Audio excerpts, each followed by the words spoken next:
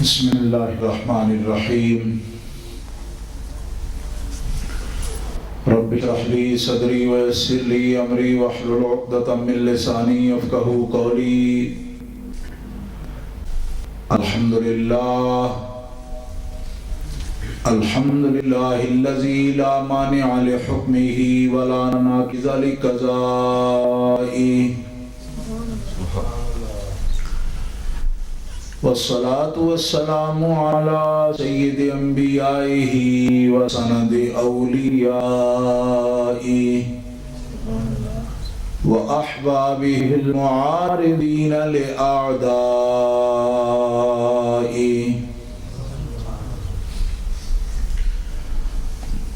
اما بعد فاعوذ باللہ من الشیطان الرجیم بسم اللہ الرحمن الرحیم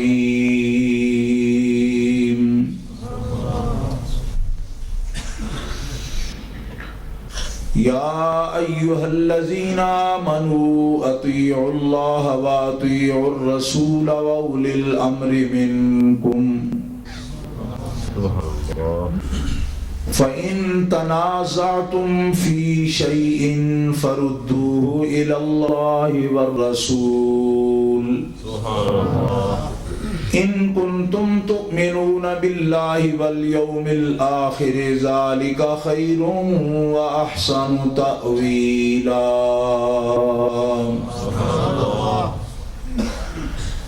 صدق اللہ العظیم ان اللہ وملائکتہ یصلون علی النبی یا ایہا الذین آمنوا صلوا علیہ وسلموا تسلیما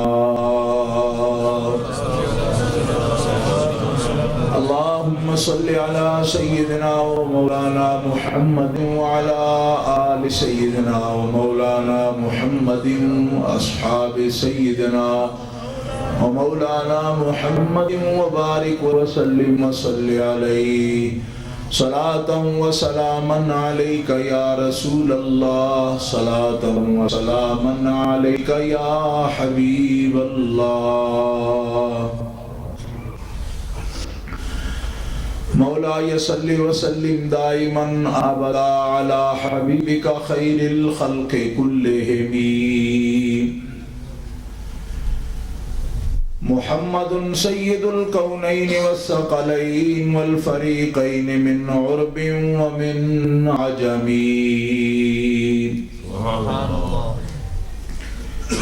فاق النبیین فی خلق وفی خلق ولم يدانوه في علم ولا کرم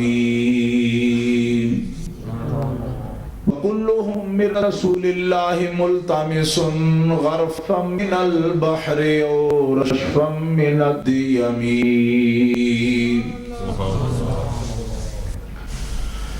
ثم الرضا عن أبي بكر وعن عمر وعن علي وعن عثمان ذي الكرم رب صل وسلم دائما ابدا على حبيبك خير الخلق كلهم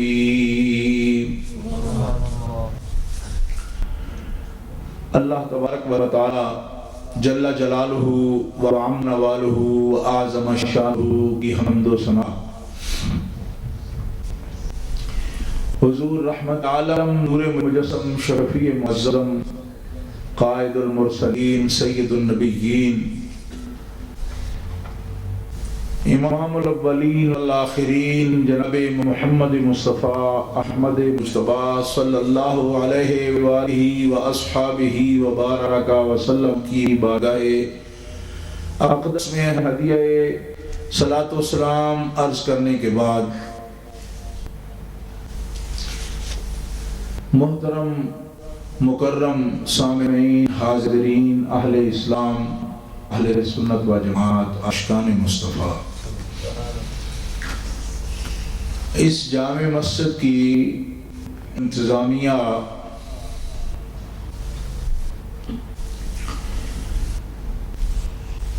بالخصوص صدر انتظامیہ جناب محترم عبدالقدیر صاحب اور ان کے رفقا جنہوں نے اس محفل مبارکہ کا اہتمام کیا ہے اور آ کر کو اس محفل میں آپ حضرات کے سامنے مسائل دینیہ بیان کرنے کا حکم فرمایا ہے۔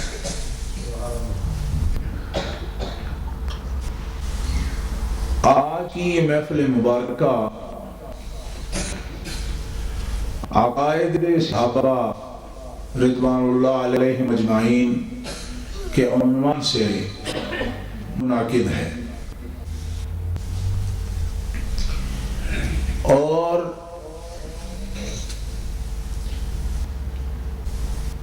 سب سے پہلی بات کہ یہ عنوان جو انہوں نے مقرر کیا ہے، اس عنوان کے مقرر کرنے کی غرض و غایت کیا ہے؟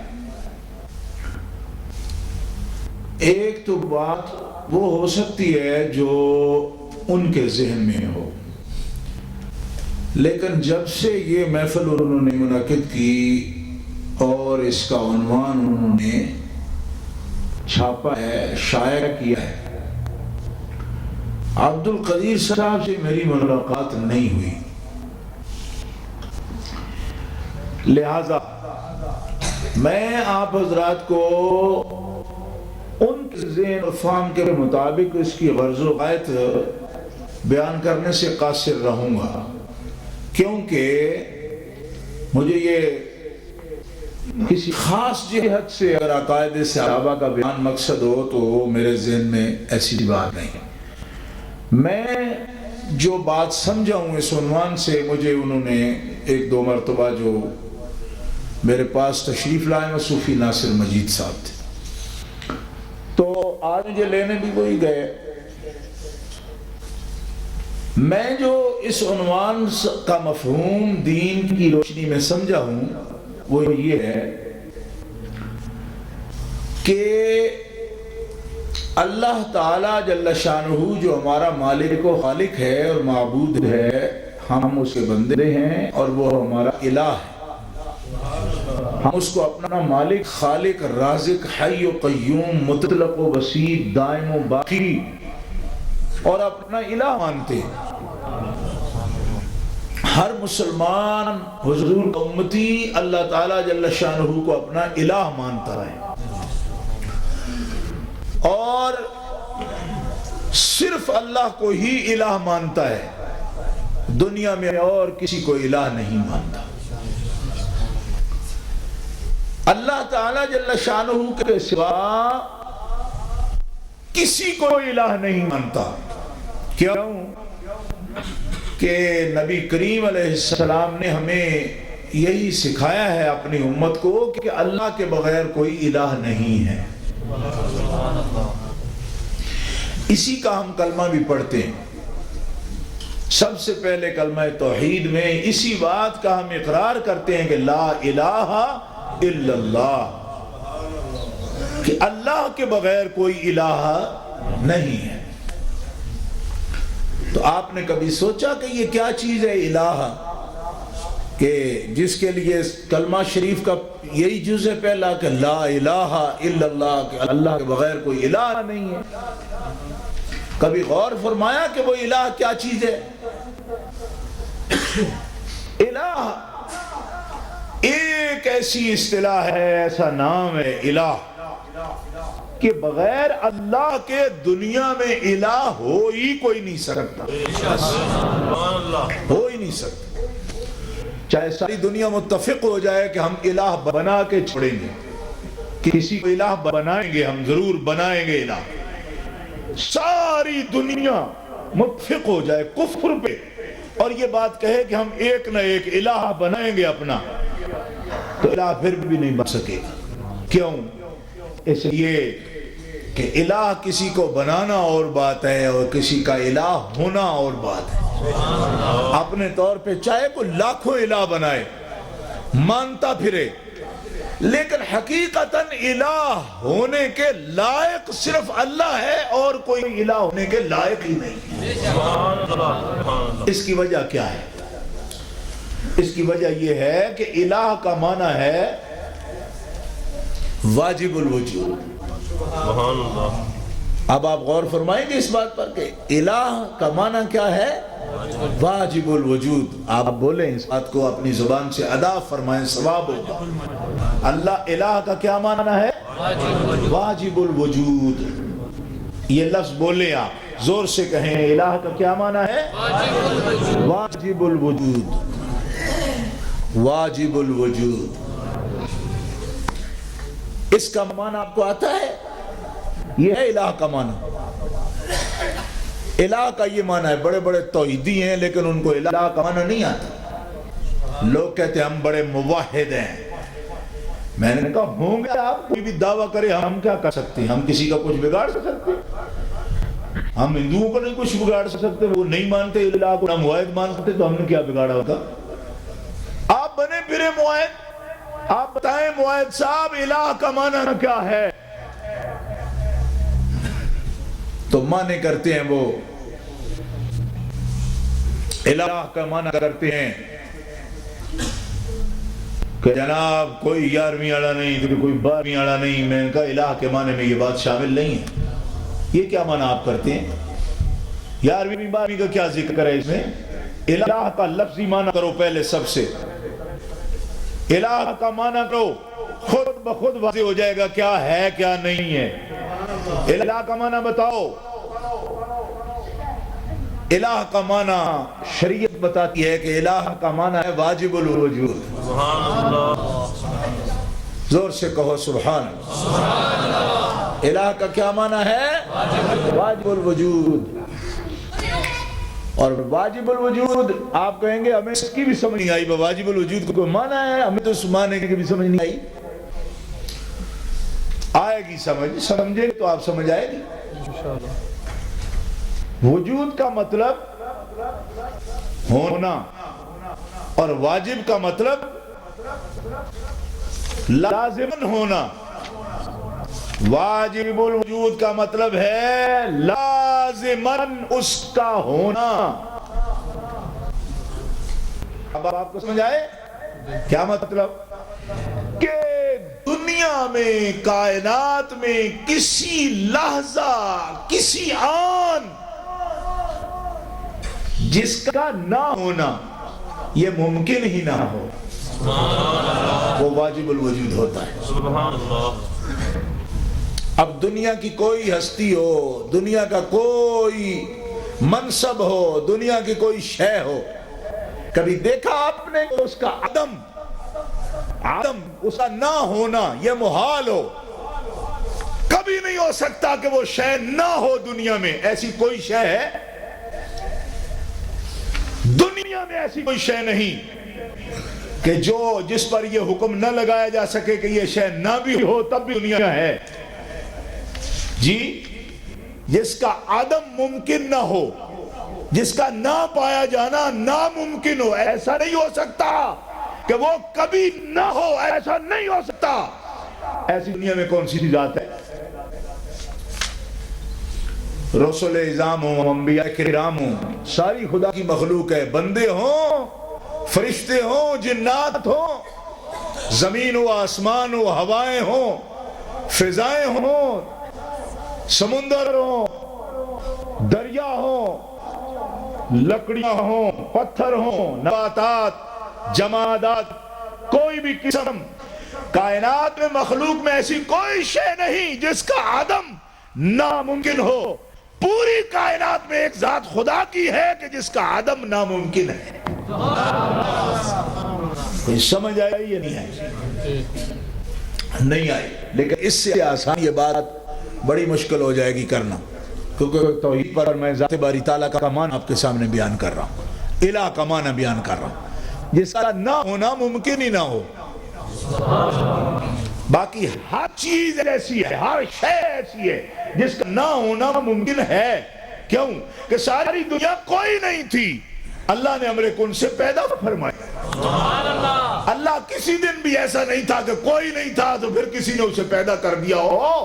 وہ جب سے ہے ایسا ہی ہے، اور بغیر کسی کے سبب سے ہے، بغیر کسی کے پیدا کرنے سے ہے، اور آج تک جیسا تھا ویسا ہی ہے۔ کبھی اس کی ذات میں کوئی تغیر نہیں آیا اور پھر کبھی تغیر آئے گا بھی نہیں۔ جو چیز بھی ہے دنیا میں اس میں تبدیلی آتی ہے، خدا تعالیٰ میں کبھی تبدیلی نہیں آئی۔ اللہ جل شانہ جیسا تھا ویسا ہی ہے، اور جیسا ہے ایسا ہی رہے گا۔ یہ ہے الہ، یہ الہ ہے۔ وہ الہ نہیں ہے کہ بندہ ہے ہی کوئی نہیں، 11ویں والا نہیں ہے، 12ویں والا نہیں ہے۔ یہ تو ہلاکے ترجمے، سب ہیں مگر واجب الوجود کوئی بھی نہیں۔ کسی کے ہونے سے خدا کو کچھ فرق نہیں پڑتا۔ کیوں؟ کہ باقی سب تو اس کے کرنے سے ہوئے ہیں، وہ بغیر کسی کے بنائے کے بنا ہے، خود ہی سے ہے۔ اب اس بنائے سے اور اس کے اپنے ہونے سے اس میں جتنا فرق ہے یہ تو ہر بدھو کو بھی سمجھ آتی ہے۔ ہر پاگل بھی اس بات کو سمجھتا ہے کہ ایک چیز خود بخود ہے اور ایک کسی کے بنانے سے ہے، اور ایک ایسی ہے کہ جو اس کا نہ ہونا ممکن ہی نہیں کہ کبھی نہ کا لفظ اس میں بول جائے، اور باقی اس کائنات اتنی ضروری نہیں کہ وہ نہ، یعنی ان کا نہ ہونا ممکن ہو، ہاں ساری کائنات نہ ہو ایسا بھی ممکن ہے۔ کیوں؟ پہلے بھی نہیں تھی اور پھر بھی نہیں ہوگی، پہلے بھی نہیں تھی اور پھر بھی ایسا ہوگا کہ نہیں ہوگی۔ اللہ الہ ہے، یہ ہے اس کا معنی۔ زور سے کہیے سبحان اللہ۔ اب آپ کو سمجھ آئی کہ ایسے توحیدی جو یہ معنی بیان کرتے پھریں جی فلانا نہیں ہے، یہ نہیں ہے، 11ویں والا نہیں ہے، فلانا، میں کہ کیا بک بک کرتی ہو؟ میں کہتا ہوں تیرا ابا بھی نہیں ہے، تیرا دادا بھی نہیں ہے، تیرا پردادا بھی نہیں ہے، تیری نسل کوئی نہیں ہے۔ کہ نہیں میں تو ہوں گی۔ تو میں نے کہا تو ہے تو یہ والا کیوں نہیں ہے؟ کیا پاگل ہے تو؟ نہیں ہم تو اللہ کی بات کرتے تھے۔ تو میں نے کہا اللہ نال کوئی نہ الیکشن ہوندہ ہے پیا، پاگلا اللہ تے اللہ ہویا، اور اس کو ثابت کرنے کے لیے تمہیں یہ کہنا پڑتا ہے کہ کوئی نبی نہیں ہے، کوئی ولی نہیں ہے۔ تیرا دماغ خراب ہے۔ کوئی آدمی ایسا بھی ہے جو تجھے ثابت کرنے کے لیے پہلے یہ کہے کہ تیرا ابا کوئی نہیں ہے؟ کیونکہ تیرا وجود ثابت تب ہوتا ہے جب پہلے ثابت کریں کہ ابا آدم ہے۔ نہیں، ابا ہے کرم لیا، اسی کے سبب سے تو پیدا ہوا۔ تو اللہ کا کوئی بندوں سے مقابلہ ہے کہ بندے نہ رہے تب اللہ رہتا ہے؟ اللہ واجب الوجود ہے، سارے بندے ممکن الوجود ہیں، اور ممکن اور واجب کا آپس میں مقابلہ ہی کوئی نہیں۔ اس کا جہان ہی وکھرا ہے، ان کا جہان ہی الگ ہے۔ اب زور سے کہو سبحان اللہ۔ ایک دنیا ہی الگ ہے، ان کا آپس میں مقابلہ ہی کوئی نہیں۔ بات سمجھ آئی ہے؟ عقیدہ توحید کی بات کر رہا ہے۔ ان کی دنیا الگ ہے، ہماری دنیا الگ ہے۔ ہم ممکن الوجود ہیں، وہ واجب الوجود ہے۔ ہم کبھی نہیں تھے اور پھر ایک دن آئے گا نہیں ہوں گے، سارے ہی نہیں ہوں گے۔ سب نہیں تھے تب بھی وہ تھا، اب ہم ہیں تب بھی وہ ہے، اور جب ہم پھر بھی نہیں ہوں گے تب بھی وہ ہوگا۔ ہم میں بڑے تغیرات آئے ہیں کہ پہلے پانی کی ایک بوند تھے، پھر ایک لوتھڑا بن گئے، خون ہو گیا، ہڈیاں بن گئی اس کے اندر، بچے تھے پھر بڑے ہو گئے، پھر بوڑھے ہو گئے۔ پہلے سیدھے چلتے تھے، اب اڑ کے چلنے لگے، ایسے رکوع کی حالت میں چلے گئے، اب پھر مر گئے، پھر زمین میں چلے گئے۔ اتنے تغیرات آئے ہیں، لیکن کروڑوں برس گزر گئے، اللہ نے ایک تغیر بھی نہیں آیا۔ اتنی بڑی توحید کیا صرف ختم پڑھنے سے ختم ہو جاتی ہے؟ اب مجھے بتاؤ نا مسلمانوں کہ ختم شریف پڑھیں اگر روٹی پا رہے اتنے میں توحید ختم ہو جاتی ہے؟ اس توحید کا روٹی اور ختم سے کیا تعلق ہے جو میں بیان کر رہا ہوں؟ کوئی سمجھ آ رہی کہ نہیں آ رہی؟ بولو۔ اس طرح آپ کا طریقہ سخت مجھے لگ رہا ہے، اس طرح بات آپ سمجھ نہیں سکیں، میں کر ہی نہیں سکوں گا۔ کوئی ہوں آ کرو تھوڑا بہت سمجھ آئے کہ آپ تو کچھ اور انداز کے آدمی معلوم ہوتے ہیں، اس طرح طالب علم نہیں ہوتے، نہ اس طرح سمجھنے والے لوگ ہوتے ہیں۔ میری بات سمجھ آئی؟ اور اس طرح کا جو واجب الوجود ہے وہ روٹی پر اگر ختم پڑھ دے تو کیا اس کی توحید ختم ہو جاتی ہے؟ بولو نا، اس کا روٹی سے کیا تعلق ہے؟ وہ تو عقیدہ ہے، ایک الگ سی بات ہے، بات ماننے والی اللہ واجب الوجود ہے۔ اب یہاں توحید اتنے میں بھی خطرے میں آ جاتی ہے، تو روٹی تو ختم پڑے گئی پڑے ہے، شرک کیتا ہے۔ میں کہ ذلیل آدمی، روٹی کی تھے، ختم کی تھے، دم کی تھے، اللہ کی تھے، ان کا آپس میں کیا جوڑ ہے؟ بھئی بات کسی دھیان سے کرو، کوئی حساب سے کرو، روٹی تو ختم پڑی تو بڑے شرک ہو گئے۔ میں کہ چگڑا روٹی نو واجب الوجود منے، روٹی واجب الوجود ہے، روٹی تو نہیں تھی، یہ بھی اللہ نے پیدا کی، کڑے کی کوئی لسٹی ہوتی بھی وہ پیدا کی، چاول نہیں تھے وہ بھی اس نے پیدا کی، جو چیز پیدا کی اس کے تو پکانے نہ پکانے سے کوئی شرک کا تعلق نہیں ہے۔ سمجھ آئی؟ اب دیکھو لوگوں کو کتنی غلطی ہے اعتقاد میں، بس یہی عقیدہ ہے اللہ واجب الوجود ہے اور ہم اس کو واجب الوجود مانتے، نہ کسی نبی کو واجب الوجود مانتے، نہ کسی رسول کو واجب الوجود مانتے۔ حضور نبی کریم علیہ السلام کے بارے میں لوگوں کو وام پڑ جاتا ہے، ان خبیث کو پڑتا ہے، ہمارے بارے میں وام کر جائیں گے کہ شاید شرک کرتے ہیں حضور کے ذات اقدس کے حوالے سے، تو تمہیں کس نے بتایا؟ تو حضور کو ممکن الوجود مانتے، ہر سال میلاد نہیں مانتے، میلاد کرنا ہی اس بات کی دلیل ہوتی ہے کہ ہم حضور کو ممکن الوجود مانتے ہیں، کیونکہ اللہ واجب الوجود ہے، اس کا تو میلاد ہی کوئی نہیں، جس کا میلاد ہو وہ واجب الوجود نہیں ہوتا، جو واجب الوجود ہوتا ہے اس کا میلاد نہیں ہوتا۔ بات سمجھ آئی آپ کو؟ میلاد خود اس بات کی دلیل ہوتی ہے کہ یہ جس کا کیا جا رہا ہے وہ ممکن الوجود ہے، کیوں؟ جو واجب الوجود ہو وہ تو پیدا ہی نہیں ہوتا، واجب الوجود پیدا نہیں ہوتا حضرت، واجب الوجود پیدا نہیں ہوتا، ممکن وجود پیدا ہوتا ہے، ٹھیک ہے؟ تو جس کا میلاد کرتے ہیں ہمیں اعلان کرتے ہیں کہ جس ہستی کا ہم میلاد کر رہے ہیں وہ ممکن الوجود ہے، اور ممکن الوجود الہ نہیں ہوتا، الہ واجب الوجود ہوتا ہے۔ اتنا ستھرا عقیدہ ہے ہمارا توحید پر، ایک لفظ میں ساری بات ختم۔ اب 2.5 گھنٹے چلائے مولانا غلام اللہ خان کو بٹھاؤ، لا الہ الا اللہ، یارویں والا نہیں، 12ویں والا نہیں، میں مولوی تمہارا دماغ خراب ہے، جہاں اللہ کی بات ہے وہاں یارویں والے کا ذکر کیا؟ وہ تو اس کا بندہ ہے، اور تمہیں یہ بات چھیڑتے کیوں ہو؟ دونوں کی ایک ساتھ بات کیوں چھیڑتے ہو؟ پاگل ہو تم؟ ان کا الگ اپنا سلسلہ الگ ہو، اس کی بات ہی الگ ہو، واجب الوجود، یہ ممکن الوجود، وہ اللہ، یہ بندے، اور ان کا تو نام لیتے اس لیے ہیں کہ یہ واجب الوجود کے دوست ہیں۔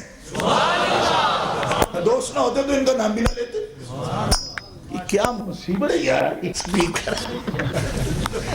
بات واجب الوجود کی ہو رہی ہے اور اس کو پتہ نہیں الگ دورہ پڑا ہوا، کبھی ادھر سے ادھر کرو تو جاتا ہے۔ اچھا بات توجہ سے سنیں بھائی، یہ پہلا عقیدہ میں نے آپ کے سامنے بیان کیا۔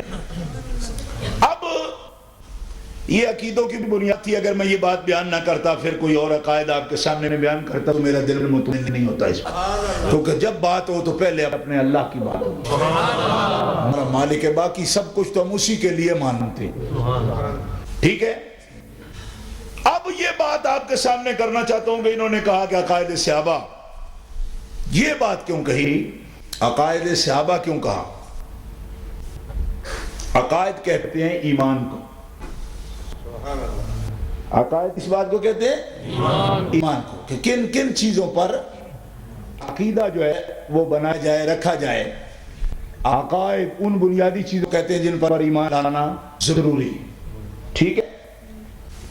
اب انہوں نے یہ پوچھا کہ عقائد صحابہ، عقائد صحابہ،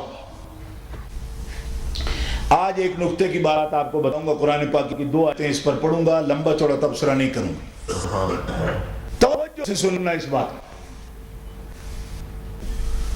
اللہ تعالیٰ جل شانہ نے قرآن پاک میں جہاں بھی ہمیں ایمان لانے کے لیے فرمایا نا،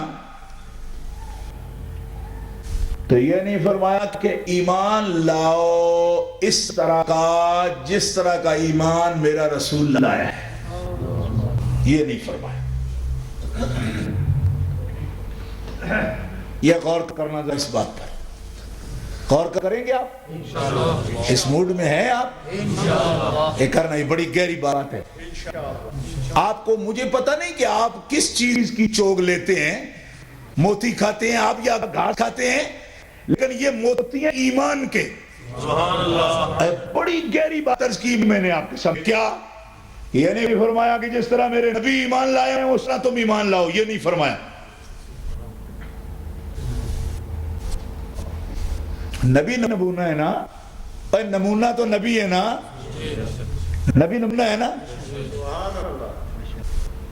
اب میں کیا کروں، نبی نمونہ ہے نا، تو یہ کیوں نہیں فرمایا کہ اس طرح ایمان لاؤ جس طرح کہ میرے نبی ایمان لائیں،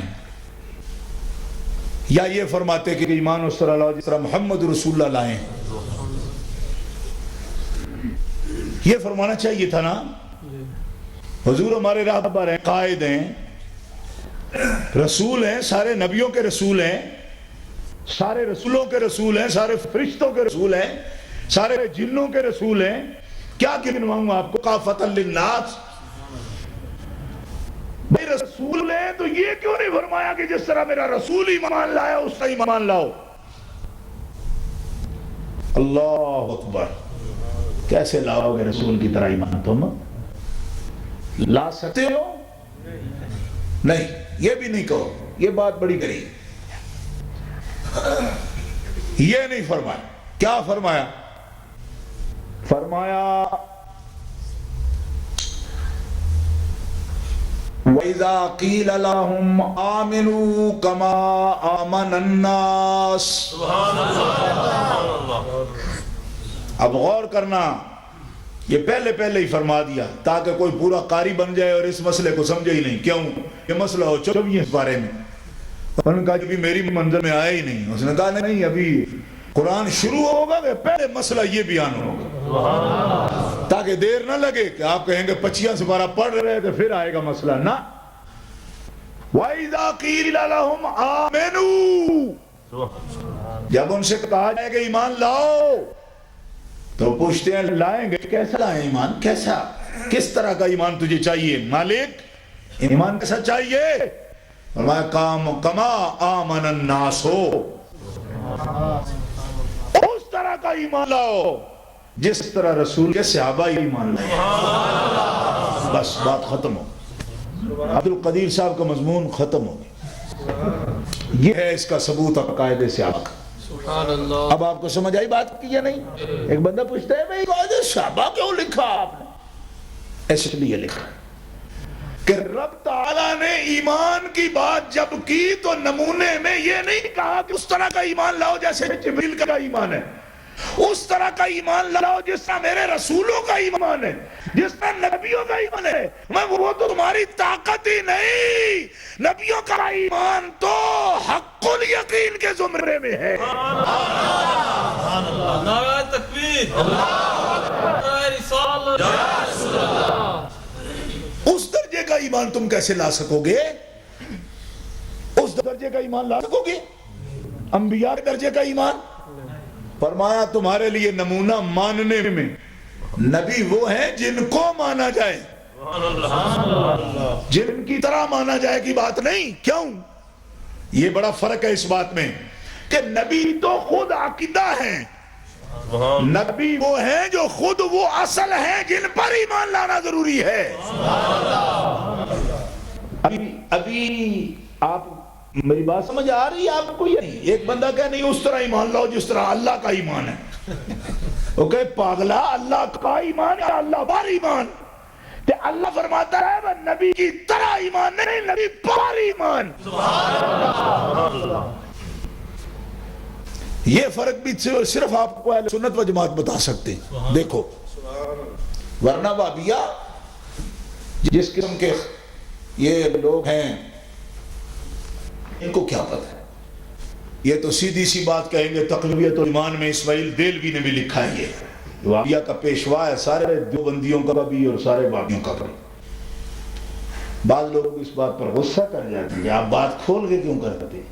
میں کہا ہم منافق ہیں، کیوں کھول کے نہ کریں؟ یہ ساری کتابیں بھری ہوئی ہیں، کتب خانے بھرے ہوئے ہیں، ہر وقت وہ اپنی تبلیغ کرتے ہیں، اور ان جیسے مولویوں کے نام اپنے بورڈوں پہ لکھتے ہیں، اشتہاروں پہ لکھتے ہیں۔ جی تو ہم کو چور ہیں کہ ہم بات چھپا کے کریں؟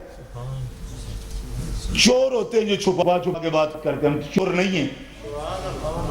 مولوی اسماعیل دہلوی نے تقویت الایمان میں لکھا، بس صرف اللہ کو مانو اور کسی کو نہیں مانو۔ تقویت الایمان میں یہ موجود ہے، صرف اللہ کو مانو اور کسی کو مت مانو۔ ہم پوچھتے ہیں مولوی صاحب آپ بلڈ پریشر کے مریض ہیں، اور اگر بات آپ نے قرآن و سنت سے کی ہے تو قرآن کی آیت پڑھو جس میں یہ لکھا ہے کہ صرف اللہ کو مانو اور کسی کو نہیں مانو، بولو۔ میرا چیلنج ہے پورے اسماعیل دہلوی کے سب ماننے والوں کو، بڑا پیارا لگتا ہے نا ان کو، تو ہمارا منہ بند نہ کرائیں، اس کے حق میں دلیل لائیں۔ خام خواہ پارٹی بازی کرتے ہیں، لاؤ دلیل لاؤ، مولویوں کا کام ہے دلیلیں بیان کرنا، کرو دلیل بیان کہ اللہ کو مانو کسی کو نہ مانو، کرو آیت۔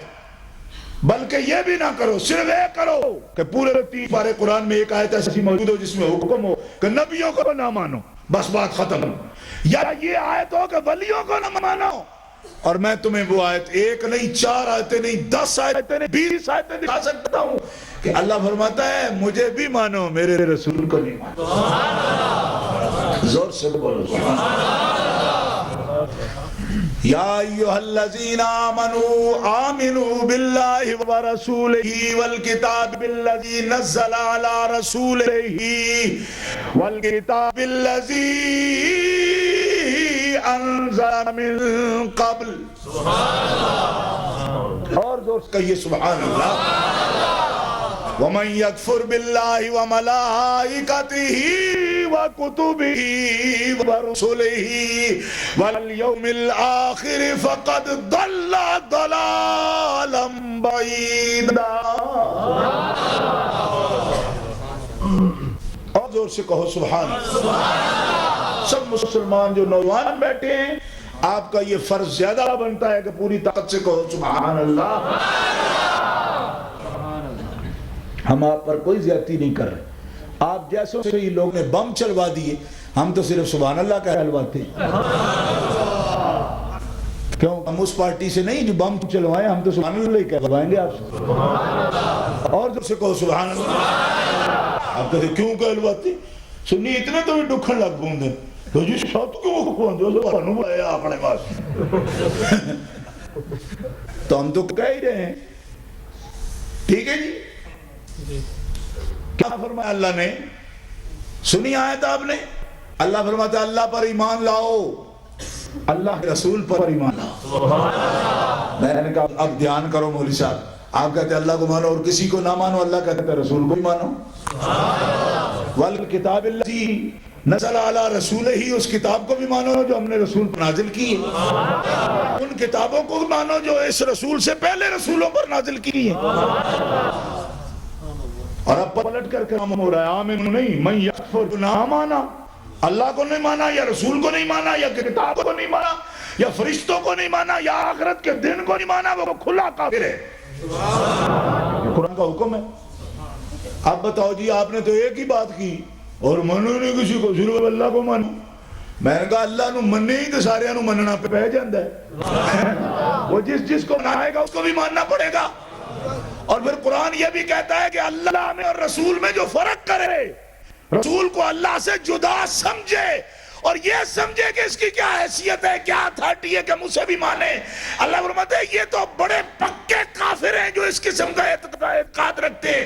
والذین آمنوا باللہ ورسلہ ولم یفرقوا بین احد منہم، اللہ اور رسول پر ایمان ان کا ہے جو اللہ اور رسولوں کے درمیان فرق نہیں کرتے۔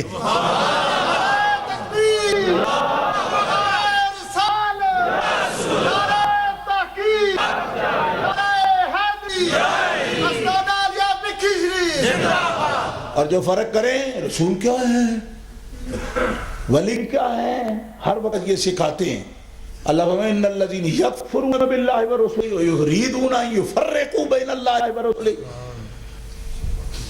یہ جو تفریق کی بات کرتے ہیں اللہ اور نبیوں کے درمیان، ان الذین یکفرون، یہ کون ہیں؟ یہ کفر کرنے والے لوگ ہیں جن کو یہ سمجھ ہی نہیں ہے کہ رسول خدا سے جدا نہیں. رسول کا تو حال ہی یہ ہے کہ اللہ کا رسول ہے. بات ختم ہو گئی. اب آپ کو کیا جھگڑا کرنے کی ضرورت پڑی؟ رسول کی تو نسبت یہ ہے کہ وہ اللہ کا رسول ہے. اور زور سے کہو سبحان اللہ.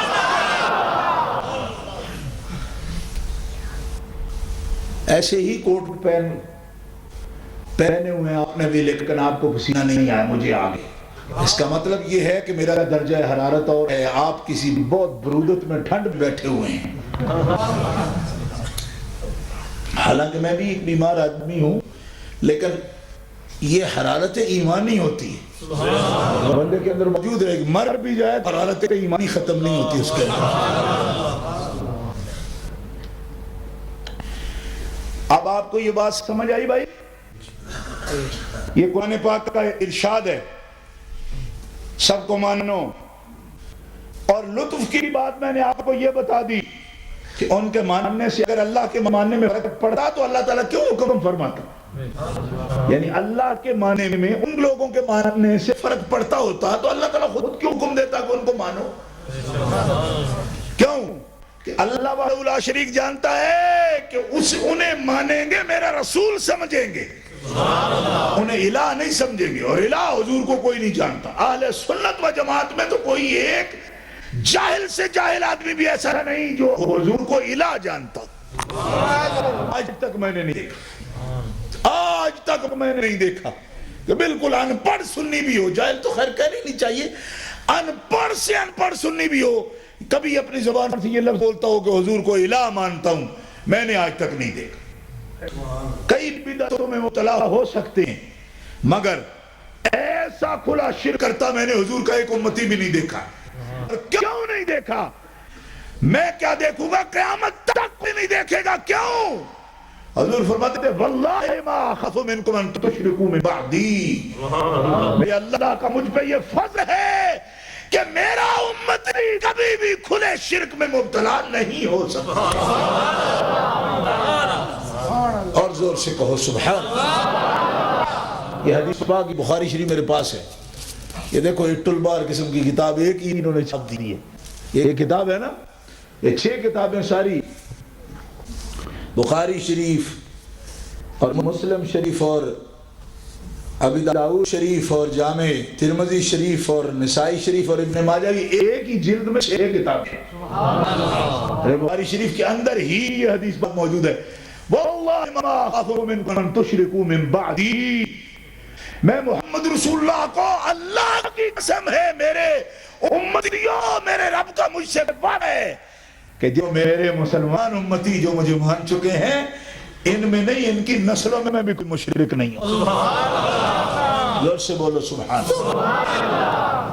نہیں آپ ایسا بولتے ہیں، اور جتنے بھی بولتے ہیں نا یہ صرف بوڑھے بزرگ بولتے ہیں. حالانکہ میں جوانوں کو بلانا چاہتا ہوں، وہ بولتے ہی نہیں. زور سے کہو سبحان اللہ. اتنا بولنا آپ پر فرض ہے، اللہ کی طرف سے فرض نہیں ہے. ایسے اخلاقی فرض ہوتا ہے.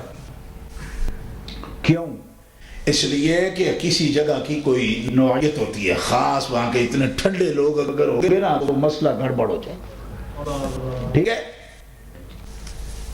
تو جناب حضور فرماتے ہیں کہ شرک کی کوئی بات ہی نہیں، شرک کی کوئی بات نہیں.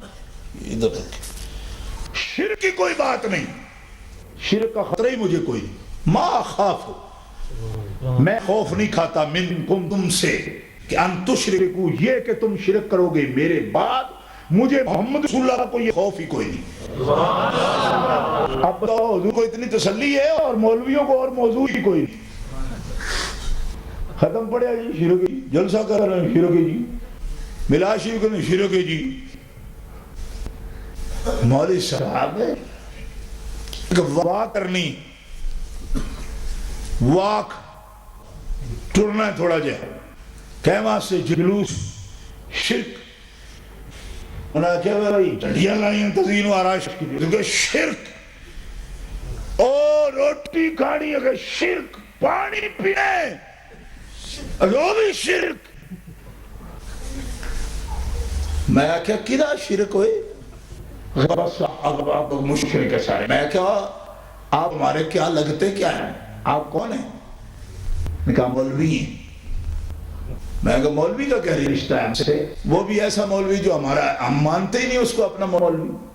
ہمیں اپنے مولوی ہیں، اپنے میانے ہیں، اپنے امام ہیں، اپنے حافظ ہیں، اپنے قاری، اپنے سید، اپنے پیر، اپنے استاد، اپنے سارا ہمارا اپنا سارا سسٹم اپنا. مولوی ہو گئے پر ایسے بلڈوزر مولوی تو نہیں ہونا کہ کوئی روٹ ہی نہیں ہے کہ تمہارا جدھر چاہو اپنے مسئلے چھیڑ دو. ہو گئے جس کے ہو ان کے مسئلہ نہ کرو. ہم سے کیا کرتے ہو؟ کون ہو تم؟ کہا میں مولوی. میں نے کہا تیرا ہمارا تو رشتہ ہی کوئی نہیں. اور جو ہمارے والی ہیں، ہمارے آقا ہیں، ہمارے مولا ہیں، ہمارے لیے اللہ کے رسول ہیں، ہماری طرف اللہ کے نبی ہیں، صاحب کتاب ہے، قیامت کے دن تیرے تو باپ دادے سے کوئی نہیں ہمارے بارے میں پوچھے گا. ارے قیامت کو ہمارے بارے میں اگر سوال ہوگا تو محمد رسول اللہ سے سوال ہوگا.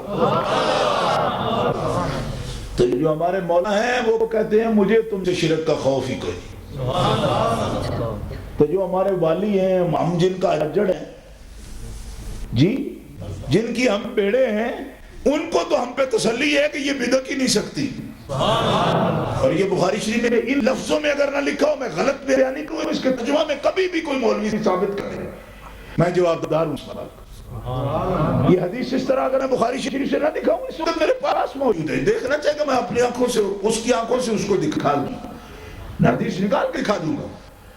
ما خاف منکم ان تشرکوا من بعدی، مجھے ایک تسلی ہے کہ تم مشرک نہیں ہوتے.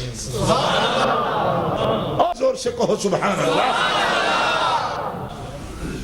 تو میں نے کہا جو ہمارے آقا مولا ہیں ان کو تسلی ہے، اور تو لگتا بھی کچھ نہیں ہمارا. یعنی کوئی پا دو پا کو اد پا اد سیر. ہمارے اعمال میں کمی نقص ہوگی تو مولوی تو پا دے گا پورے کا دے گا. اگر بیٹی اوقات ہی نہیں، میں کہا پرا مار. مطلب ہے اگر ہمارے عملوں میں کوئی کمی نکلی ملا تو اس میں ڈال دے گا. کہا مجھ سے تو نہیں ہوتا. تو میں نے کہا ہوتا کچھ نہیں، پھر مدد نہیں ہوتی تو بڑھ بڑھ ہوتی ہے، تم سے چل نکل. اور جو ہمیں تسلی دے رہے ہیں انہوں نے تو کہا ہے نا کہ میں کھڑا ہوں گا میزان پر، کمی نکلے گی میں محمد ضامن ہوں، کمی بری کر کے دوں گا. آپ نے فرمایا میں ملوں گا تمہیں حوض کوثر پر بھی ملوں گا، میزان پر ملوں گا، پل صراط پر ملوں گا. میں دعا کروں گا اور تب تک کرتا رہوں گا جب تک میرا آخری امتی پل صراط سے سلامتی سے گزر نہیں جائے.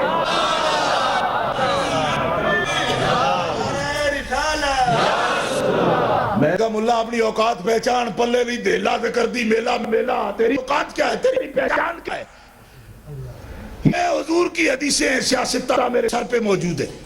رب کعبہ کی قسم اٹھا کے کہتا ہوں مصطفیٰ نے فرمایا میں سلم سلم پکارتا رہوں گا اور تب تک پکارتا رہوں گا جب تک میرا آخری امتی بھی پورے صراط سے گزر نہیں جائے، سلامتی سے نہیں گزر جائے گا. زور سے کہو سبحان اللہ. کیا کہیں ہم؟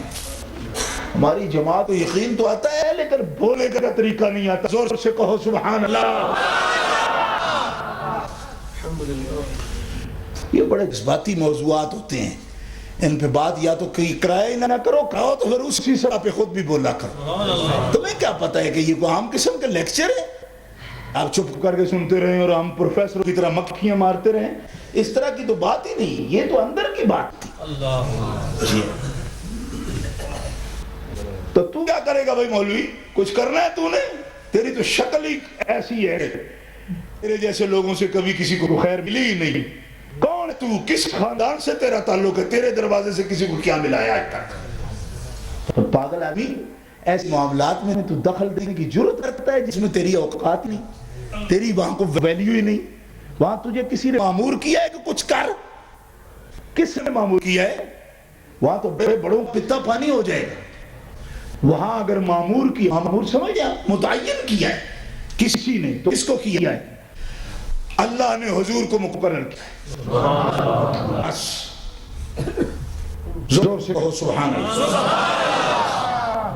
یہ ہماری کوئی جذباتی وابستگی یا صرف عقیدت نہیں ہے، یہ حقیقت ہے، یہ صحابہ کا عقیدہ ہے۔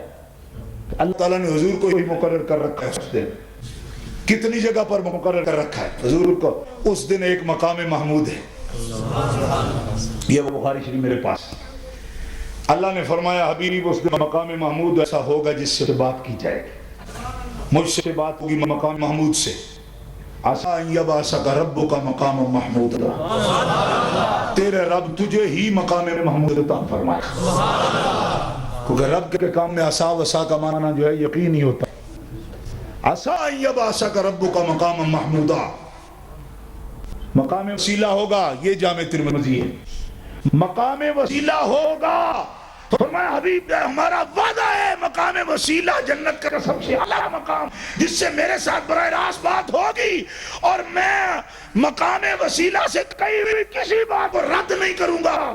حبیب میرا وعدہ ہے مقام وسیلہ بھی میں تمہیں عطا فرماؤں گا۔ زور سے کہو سبحان اللہ۔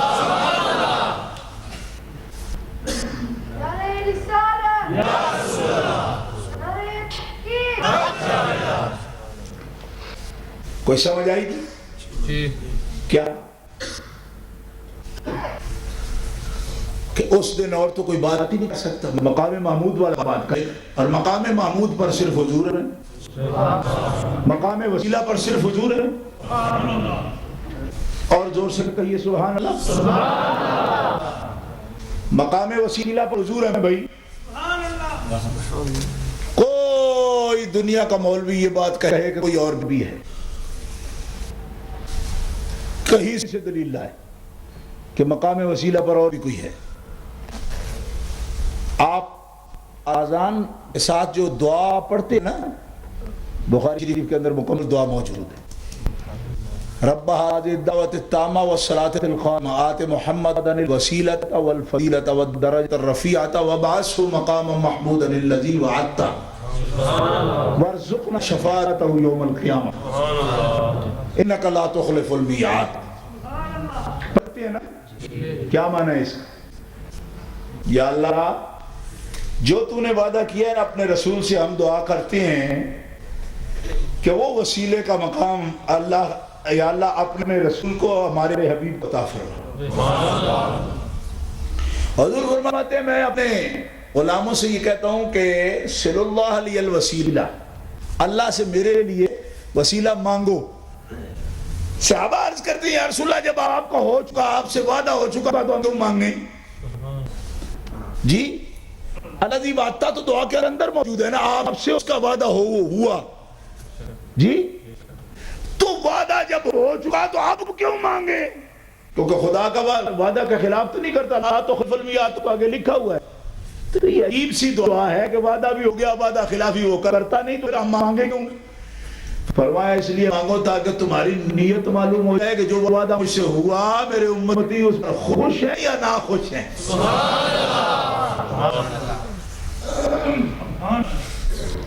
یا رسول اللہ کچھ ناخوش بھی ہوں گے؟ فرمایا ہاں کچھ ہوں گے جن کو وسیلے کا ذکر کرتے ہوئے جن کے دلوں میں اضطراب پیدا ہوگا، اور میں محمد کہتا ہوں کہ جو میرے مقام وسیلہ خوش نہیں ہے، میرا وسیلہ ان کے کام نہیں آئے گا، میرا وسیلہ ان کے کام نہیں آئے گا، اور جو میرے مقام وسیلہ سے خوش ہیں ان کو خوشخبری ہو، ان کو خوشخبری ہو، مبارک ہو کہ قیامت کے دن میرا وسیلہ ان کے کام آئے گا۔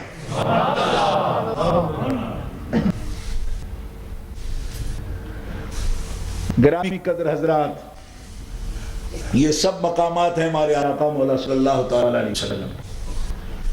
اب ان لوگوں کو کیا مقام ہے جی، کیا حیثیت کیا ہے ان لوگوں کی کہ ایسے مقامات پر، جو مقامات اللہ تعالیٰ نے خاص حضور کے لیے مقرر فرمائے ہیں، ان مقامات پر دخل دیں، درمیان میں بولیں۔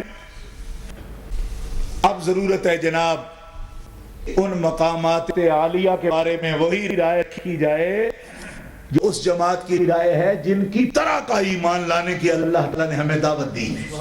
بس اب آپ اس نتیجے پر پہنچ چکے ہیں کہ یہ ساری تقریر کس لیے میں کر رہا ہوں، اس عنوان کے گرد عقائد صحابہ۔ کیوں؟ اللہ تعالیٰ نے ہمیں رسولوں کی طرح ایمان نہیں، رسولوں پر ایمان لانے کی دعوت دی۔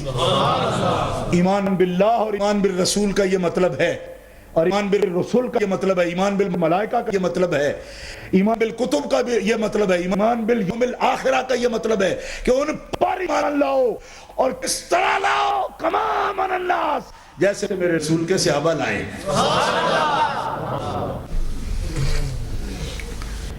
اب ان لوگوں نے کیا کہا؟ کیا کہا بھائی انہوں نے؟ اللہ تعالیٰ نے جب یہ حکم فرمایا تو کیا کہا انہوں نے؟ جن لوگوں کو کہا تھا انہوں نے جواب بھی دیا، آگے جواب دیا، بڑے منہ پھٹ لوگ تھے بھائی۔ انؤمن کما آمن السفہاء، ہمیں تو ان کی طرح ایمان لانے کے لیے کہہ رہا ہے؟ یہ تو پاگل ہیں، یہ سفہاء ہیں، یہ تو پاگل ہیں، ان پاگلوں کی طرح ہم ایمان لائیں۔ حضور نبی کریم علیہ السلام کے صحابہ کو کیا کہہ رہے ہیں؟ دیکھو قرآن پہ پہلا پارہ اور دوسرا رکوع سورہ بقرہ کا، اے پاگل ہے، ان کی طرح ہم ایمان لے آئے۔ سمجھ رہے ہیں آپ؟ پہلی بات سمجھ لو کہ اگر کوئی بندہ نیک لوگوں کو برا کہے تو جواباً کیا کہنا چاہیے؟ پتہ ہے کیا؟ آج امت بزدل لوگ ہمیں کیا کہتے ہیں کہ وہ جو مرضی پہ آکھے جی تو کچھ نہیں ابو آکھو۔ میں کہا ٹھیک ہے، بزدلان دی ٹیم دا تو مینیجر ہیں، سانو سکھانا پہ پڑھو اللہ کو پوچھ کر دے انہیں پاگل آ کے حضور دے صحابہ نو اللہ نے کی آکھیا کو جواباً؟ اللہ یہ کہتا کہ ٹھیک ہے تم برے لوگ ہو، بد اخلاق ہو، تم پاگل کہتے ہو ان کو، تو ٹھیک ہے تم، ہم نہیں کہتے۔ کیوں کہ ہم کوئی بد اخلاق نہیں، ہم خوش خلق ہیں، ہم نہیں ایسا کہتے۔ اللہ نے پرت کیا کہ الا انہم هم السفہاء، یہ پاگل نہیں تم پاگل ہو۔ اللہ تعالیٰ نے یہ بتا دیا کہ اس طرح بک بک سن کے جو چپ کر جائیں وہ اللہ کی سنت اللہ کے طریقے پر نہیں چلتے، وہ بے ایمان ہیں جو جواب نہ دے سکے۔ الا انہم هم السفہاء، او ذلیلو تم میرے رسول کے صحابہ کو پاگل کہتے ہو، پاگل تو زور سے بولنا سبحان اللہ۔ یا مجھے دکھاؤ قرآن میں کہ یہ لکھا ہو کہ اللہ نے جواباً یہ نہیں کہا کہ یہ پاگل ہیں۔ اللہ نے باقی باتیں بعد میں کہی، یہ پاگل والی بات کا جواب پہلے دیا، یہ وہی کہتی ہے۔ اللہ تعالیٰ کی عادت ہے کہ جواباً آپ جیسے کہتے رہے، ہم تو بالکل کچھ نہیں کہہ سکتے۔ یہ ایمان کی کمزور ایمان والوں کی نشانی ہوتی ہے، جواب نہیں دینا۔ ایک پاگل ہمارا مولانا بن گیا، وہ آیت پڑھے لا تسبوا الذین یدعون من دون اللہ فیسبوا اللہ عدوا بغیر علم، بتوں کو بھی برا نہ کہو، بتوں کو بھی برا نہ کہو۔ آپ کو یہ بات سمجھ آئے گا کہ میری؟ ایک پاگل ہو گیا، کہتے ہیں نا مولوی ہوتا ہے جب تک تو قرآن کا ترجمہ کرتا ہو، مولوی پروفیسر ہو جائے تو پھر وہ عجیب بلا بن جاتا ہے۔ اب اس آیت کا وہ ترجمہ ابھی تک کرتا ہے، لوگوں کو درس دیتا ہے۔ قرآن نے کہا لا تسبوا الذین یدعون من دون اللہ فیسبوا اللہ عدوا بغیر علم، کہ تم بتوں کو بھی برا نہ بولو، کیوں کہ وہ تمہارے اللہ کو برا بولیں گے۔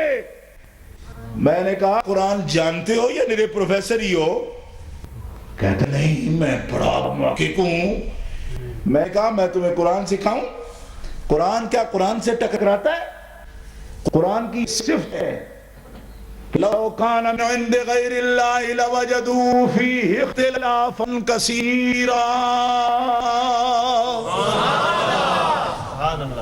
اگر یہ قرآن اللہ کے بغیر کسی کا کلام ہوتا تو اس کا مضمون آپس میں ٹکرا جاتے، تضاد ہوتا اس کے درمیان۔ جب اس کے درمیان تضاد نہیں ہے، ٹکراؤ نہیں ہے، آپس میں ان کا تصادم نہیں ہے، تو یہ دلیل ہے اس بات کی کہ یہ اللہ کا کلام ہے۔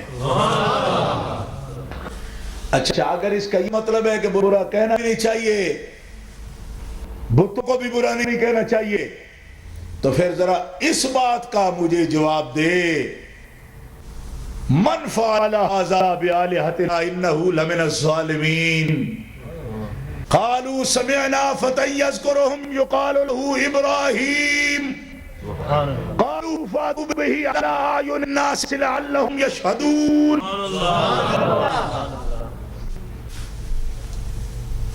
کیا کیا انہوں نے؟ انت فعلت هذا بآلهتنا یا ابراہیم.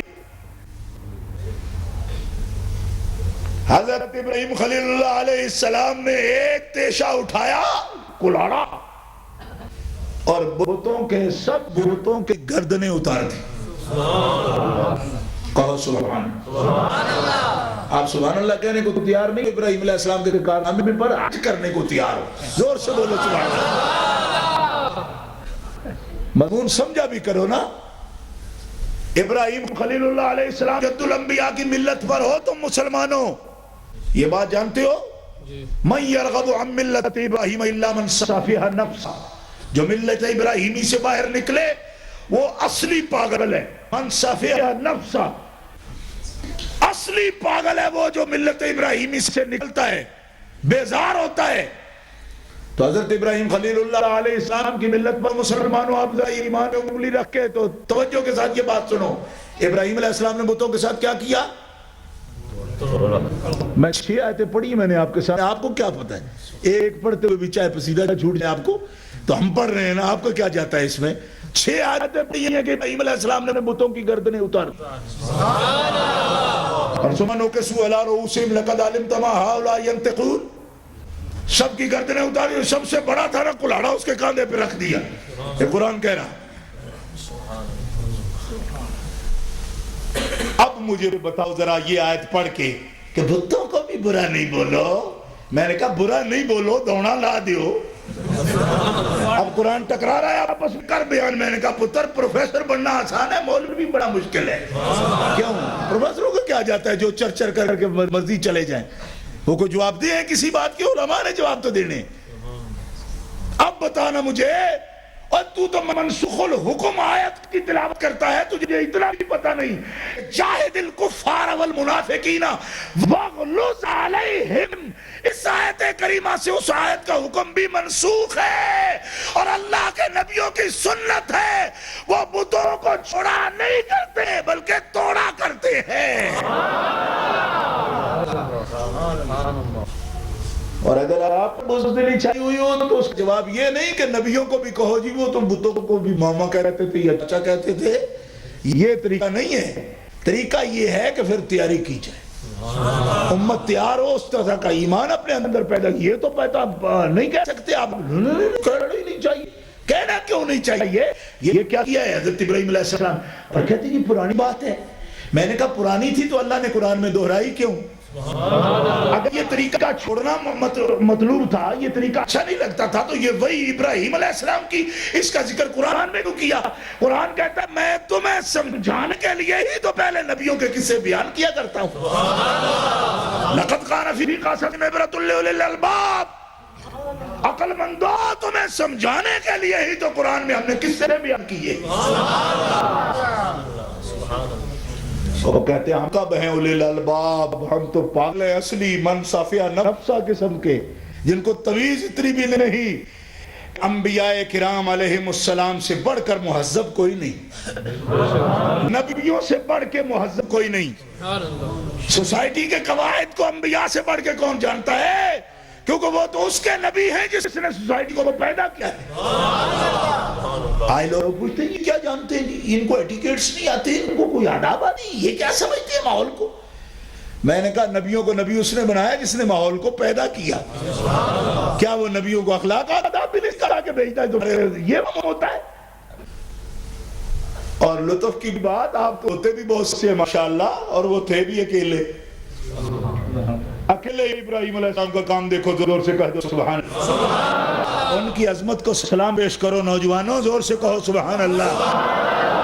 کیا پورا ماحول مل کے بھی جو کچھ نہیں کر سکتا اکیلے کر دیا. دیکھو بات سمجھ آئیے. ہم نوجوانوں سے بات کروں نہیں ہمارا کام نہیں، یہ نہیں ہے، ہمیں اتنا ہم کام کرتے اتنا ہم نہیں کرتے. میں نے کہا یہ تمہاری مرضی ہے. اللہ تعالیٰ ابراہیم علیہ السلام سے مناظرے بھی کرواتا ہے. حاج ابراہیم فی ربہ، نمرود کے دربار میں مناظرہ کر رہے ہیں جی. کیا یا نہیں کیا؟ حاج ابراہیم، حاجہ کا کیا معنی ہے؟ مناظرہ کیا. دلیلوں کو ٹکرا جانے کا نام ہی تو حاجہ ہوتا ہے. اور کیا ہے؟ حاج ابراہیم فی ربہ، مناظرہ بھی کر رہے ہیں. اور پھر یہ نہیں کہ ہم صرف مولوی ہیں، زبان لڑاتے ہیں، ہاتھ نہیں چلاتے، نہ فرمایا سرلا دی، سر اتارو، سب بتوں کو توڑ دیا. کہو سبحان اللہ. میں نے کہا پروفیسر ہو اب وہ سبق کدھر گیا؟ تم تو کہتے تھے برا بھی نہیں کہنا چاہیے، اگلوں نے برا نہیں کہا، انہوں نے سر اتار دی. اب آپ نے مطلب سمجھا؟ دلیل کر دی میں نے آپ کے سامنے. انبیاء کرام کے نقش قدم پر جو بھی لوگ کہتے ہیں وراثت الانبیاء، عالموں کو کہتے ہیں، تو ایسے وراثت الانبیاء تھوڑی ہو جاتے ہیں کہ کافروں کی تبلیغ کریں، نہ کسی کو برا بولیں، برے کو بھی برا نہ بولیں. یہ کفار کا طریقہ ہے. نبی کی بات لا لپٹ والی نہیں ہوتی، نبی دو ٹوک بات کرتے ہیں، یا ادھر یا ادھر، مذبذبین نہیں ہوتے. نبیوں کا انداز تبلیغ یہ ہے، خود تھوڑا چلایا، خود تیشہ چلایا ابراہیم علیہ السلام نے. حالانکہ میرا خیال یہ ہے کہ اچھا اتنا بڑا آخر ان کے تو خدا تھے، ان کے تو خدا تھے، انہوں نے انٹرفیئر کیا جا، یعنی پہلے ان کے بت خانے میں چلے گئے، پھر ان کے بت توڑ دیے. جی ہاں کیا ایسا؟ آپ کب سوچ سکیں گے؟ میں نے کہا تھوڑا آزاد ہو کے سوچ سکیں گے ایسی بات. یہ بات بڑا کام ہوتا ہے، آزاد لوگ ایسی باتیں کرتے ہیں. اللہ سے جن کا رشتہ ہوا ایسے ہی کرتے ہیں. اب ہمیں تو اپنے ملک میں لوگ منع کرتے ہیں، جنرل پرویز مشرف ہم کہتے ہیں اس کو بات نہیں کریں. یہ تقریر میں کر رہا ہوں، وہاں کو 18 مقدمے پاکستان میں اس بات پر مجھے، میرے پر خدا کی قسم 18 مقدمے مجھ پہ تھانوں میں کر. کیوں؟ یہ بات اب بتانی نہیں، یہ بات اب نہیں کرنی کہ جناب پیشہ بھی چلایا جاتا ہے، اب اس قسم کی بات نہیں کرنی. میں کہا تم کون ہو ہمیں کہنے والے کہ یہ بات نہیں کرنی؟ یہ بات قرآن کی ہے اور ہمارا 4 من وزن ہے، اور یہ سب ہم نے دین اسلام سے وزن بنایا ہے، ہم نے کھایا ہے. آج اگر اس کی آیتوں کو کوئی روکے گا تو سب سے پہلے ہماری ڈیوٹی ہے ان آیتوں کے لیے اپنی جانیں پیش کر دیں. ہمیں وہ نہیں دیکھتے. یہ پالے ہوئے بکرے کس لیے؟ اس لیے شہریوں میں پڑھتے رہے، کھاتے رہے، مرتے رہے اور مردار خنزیر کی طرح یہ اپنے پیٹ بڑھاتے رہے. یہ اس لیے ہے کہ جب دین اسلام کی ایک آیت کو ضرورت ہو تو حسین ابن علی کی طرح اپنا خاندان لے کر میدان کربلا میں اترو، کٹوا دو دین اسلام کو. ابھی جناب ماتھے پر بل پڑ جاتا ہے، بادشاہوں کے بھی بل پڑ جاتے ہیں. ابھی نماز کہتے دینیات میں سے نماز کا طریقہ نکلوایا ابھی پاکستان کا درتا. میں کہتا کیوں جی آپ کو تکلیف دیتا ہے؟ نماز کا طریقہ تکلیف دیتا ہے؟ دیکھو کیسے کافرانہ ماحول. پھر آپ لوگ کہتے ہیں کہ یہ لوگ کس قسم کا سوچیں. اب خود دیکھو یہ ملک ہے، ہم نے بنایا، ہمارے بزرگوں نے کس لیے بنایا تھا؟ یہ ملک نہیں، اس ملک کی بات کر رہا ہوں. ہمارے بزرگوں نے کس لیے بنایا؟ اس لیے بنایا تھا. کل کتابوں میں دینیات کے نصاب میں نماز کا مسئلہ نکالو. کیوں؟ ہمارا وزیر اعظم کہتے ہیں یہ تعصب کی بات ہے. یہ اس نے اخبار میں لکھا ہے نماز کا طریقہ دینیات میں دینیات کی کتاب میں چھاپنا یہ تعصب کی بات ہے. میں نے کہا تیرا حق بنتا ہے. کیوں؟ کہ تجھ جیسا حلالی پورے ملک سے ان کو ملا کوئی نہیں، تبھی تجھے امپورٹ کیا گیا ہے. اس قسم کے بکواس کرنے کے لیے تو تمہیں امپورٹ کیا گیا ہے. تیرا بھی لو پاک نہیں ہوتا جب تک اس قسم کے بکواس نہ کر اپنی اصلیت اس طرح بتائے گا. اے مسلمانوں، ایسی باتوں کو سننا، سمجھنا اور اپنے دین کے لیے آواز بلند کرنا ہر دور میں کرنا، چاہے کسی قسم کا ماحول ہو. کلمہ حق بلند کرنا یہ محمد عربی کے غلاموں کا سب سے پہلا عقیدہ ہے. اگر پوچھنا ہے تو جا کے بلال حبشی سے پوچھ لو.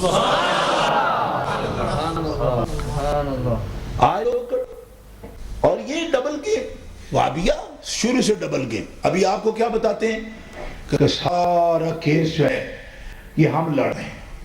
میں نے کہا آپ لڑے ہو؟ آپ تو اس شداد کی حکومت کا پارٹ ہو. آپ کے فضل و مان تو ساتھ بیٹھے ہوئے ہیں، حکومت میں بیٹھے ہوئے ہیں. اگر آپ دین اسلام کی اتنی غیرت ہے تو استعفے دے کے کیوں نہیں نکلتے؟ آپ تو اس یزید کی تلوار بنے بیٹھے ہو جو قرآن پڑھنے سے روکے تو آپ اس کے ساتھ بیٹھے ہوئے ہو. شروع سے ان منافقوں کا یہی طریقہ ہے کہ لوگوں کو کہیں گے کہ صاحب ہم تو دین کے لیے بڑے سر بلند ہیں، بستر اٹھائے پھرتے ہیں، ہم ایسے ہیں، ہم ایسے ہیں. میں نے کہا لعنتیو، تم چوروں کے ساتھ بھی ہو اور شاہدوں کے ساتھ بھی ہو اور ایسے منافق ذلوج ہیں. میرے مصطفیٰ کا ارشاد ہے، بخاری اٹھا کے دیکھ لو، کہ دنیا کی بدترین مخلوق وہ ہے جن کے دو چہرے ہیں، کبھی کچھ چہرہ دکھاتے ہیں کبھی کچھ. فرمایا میرے غلاموں کا ایک ہی چہرہ ہے کہ عسر ہو یا یسر ہو، آسانی ہو یا تکلیف ہو، ہمیشہ کلمہ حق بیان کرتے ہیں. سبحان اللہ. اب دیکھو دین کے ٹھیکیدار ہیں، لوگوں کو تسلی دلاتے، چندے کر کے لے جاتے آپ سے. ہم دین کا بہت کام کریں. میں نے کہا تم تو دین کا کام بھی کرو تو ان کے اشارے پہ کر دیں.